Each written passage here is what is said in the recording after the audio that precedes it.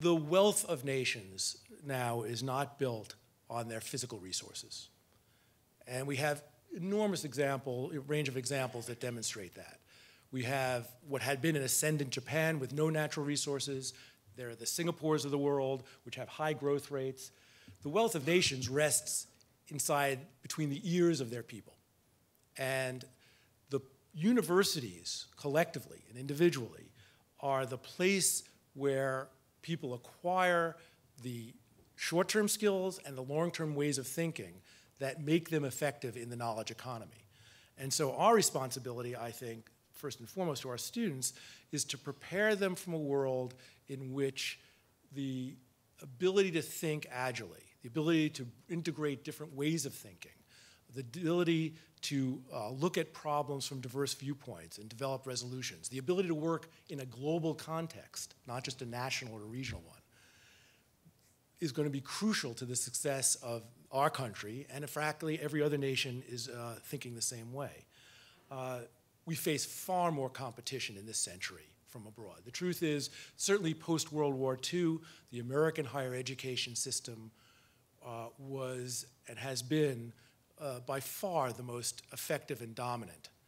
That may not be true in this century. The investments being made in higher education in the rapidly developing emerging economies are substantial. And when you visit places like Tsinghua University, or go to the Middle East and go to places like KAUST University, you see investments being made of a scale in universities that really we're not matching. And so we're not, in the future, I think, going to get that excited just looking at the US News and World Report rankings, because those rankings are going to miss some of our competition. I think what's going to become more important is, for many of our students, is should I come to George Washington or should I go to Beijing University if I'm Chinese? And we're going to see more and more English language programs growing in these countries, and the student who might have come to us may look at these other universities where previously they would only aspire to come to a great American university. They're going to be looking at great Singaporean universities, great Chinese universities. We as a university have to be prepared to be stellar, not just in the American context, but in the global context.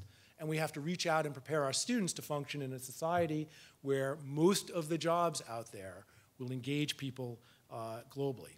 I had a conversation with the former CEO of Citicorp, John Reed. And one of the things John said was fascinating. He said, virtually none of the senior leadership of Citicorp includes anybody who isn't bilingual at least. He said there was one of the 16 or 17, I believe he said, I forget the exact number, senior executives who wasn't bilingual. Many of them had grown up in multiple cultures. And if any one of their executives did almost all their career in one country, they never would make it to the senior leadership. Well, more and more of our companies are like that. Even companies we think of as traditionally domestic, like Boeing, for example. Well, Boeing has manufacturing all over the world. They have to in order to sell into the global market. And our students need to understand how to function that way. So I think we're facing enormous challenges. The good news is we're starting from a position of strength. We're not playing catch up.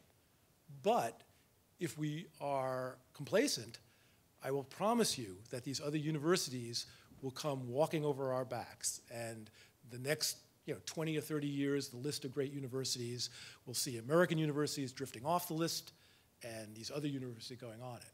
That doesn't mean that's inevitable.